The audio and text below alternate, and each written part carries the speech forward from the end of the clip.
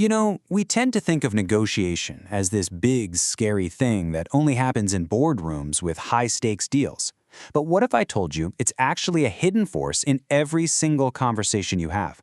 A superpower that you're already using. You just might not know it yet. Well, today, we're gonna unlock it.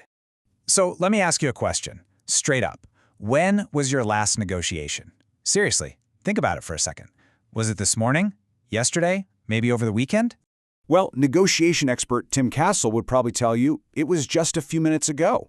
Because whether you were trying to close $1 million contract or just figuring out where to get dinner with a friend, you were negotiating. It's this constant, subtle conversation of influence. And that gets to the core truth right here. Life is a negotiation, and that's what's really at stake. Most of us are just leaving so much opportunity on the table, in our jobs, our finances, even our relationships, all because we don't realize we're even in a game, let alone know how to play. So why do we shy away from this? Well, from a young age, most of us are taught that asking for more is, well, it's rude, right? It's greedy. We don't want to rock the boat or seem demanding, so we just kind of stay quiet, take the first offer, and let things happen to us. It's this passive approach, and honestly, it's costing us big time. And this quote right here, this is the one that should really shake you out of that mindset. Tim Castle puts it so bluntly. If you don't ask, the answer is already no. Think about that. By not speaking up, you are personally guaranteeing that you won't get what you want. It's not being polite, it's literally self-sabotage. Okay, so how do we start to fix this? Well, before you learn a single tactic or tricky phrase, you've got to master the one thing that truly shapes every single outcome, your mindset. The most critical part of any negotiation happens right up here, in your head, long before you ever say a word. This slide just breaks it down perfectly. You've got two fundamental ways to walk into any negotiation. Most people are stuck over here, in scarcity. They're terrified of losing the deal, so they end up chasing it. They're paralyzed by that little voice saying, what if they say no? But the pros? They operate from a place of abundance. They know there's always another bus coming around the corner, always another opportunity, so deals come to them. And they have the ultimate power. They know they can walk away. So building that abundance mindset really rests on these three pillars. Number one is self-belief. You have to genuinely believe you deserve to be in that room and that you deserve to ask for what you want. Second, confidence in your value. This isn't about ego, it's about clarity. You need to know cold what you bring to the table. And number three, the courage to ask. This is the biggie.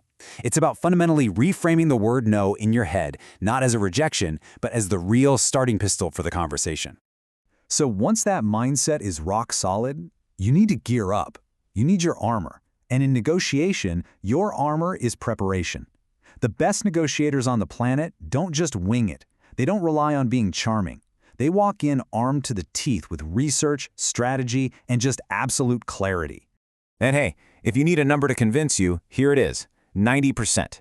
According to Castle, 90% of your success is decided before you even sit down. If you walk in unprepared, you've pretty much already lost. The real game is won or lost right here, in the prep work. So what does that prep actually look like? Well, first, you got to know your goal. What's your dream outcome? And what's your absolute I'm walking away point? Then, you have to understand their side. What are their goals? What pressures are they under? Then, build your leverage. What are your other options? And you got to anticipate every single no they might throw at you and have a response ready. And finally, you have to know your BATNA, your best alternative to a negotiated agreement. Basically, what's your plan B if this all goes south? Knowing that gives you incredible strength. All right, let's get to the moment of truth.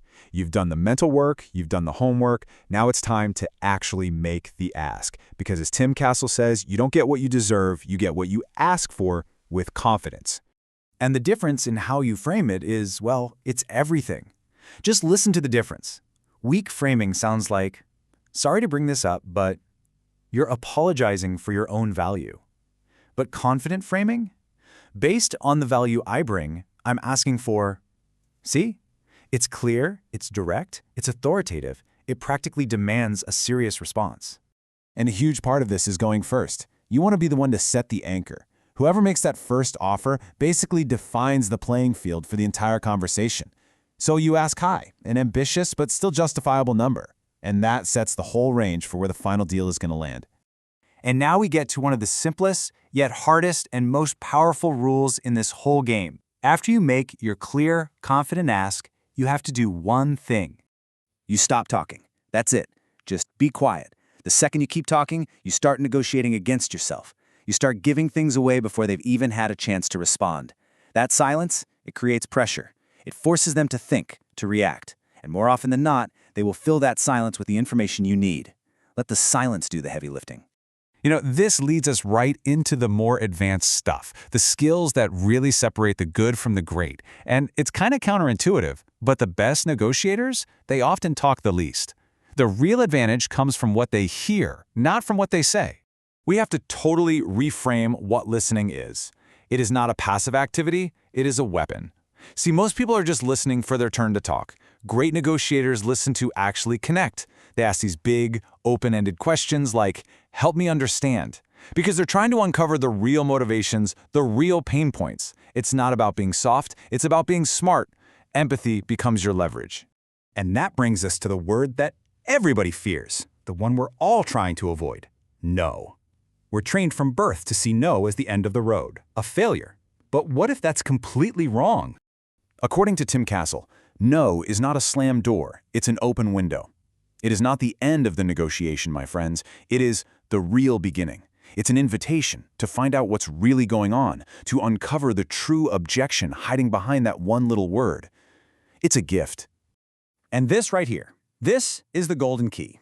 This is the single most powerful question you can ask after someone tells you no. It completely flips the script. All of a sudden, you're not enemies anymore. Your partner is trying to solve a problem. You're basically asking them to hand you the roadmap to getting a yes. So, let's just tie this all together. Your path to mastery is right here. It starts inside your own head, winning that inner game of mindset. Then, you build your armor through relentless prep. You learn to ask with authority and clarity. And finally, you master the art of listening and adapting, turning even a no into your biggest advantage. And we're going to end on this final thought. At the end of the day, negotiation is really an act of self-respect. It's a declaration that your ideas, your work, and your time have value. Your value itself, that is never, ever up for debate. So the only real question left is, what are you going to ask for?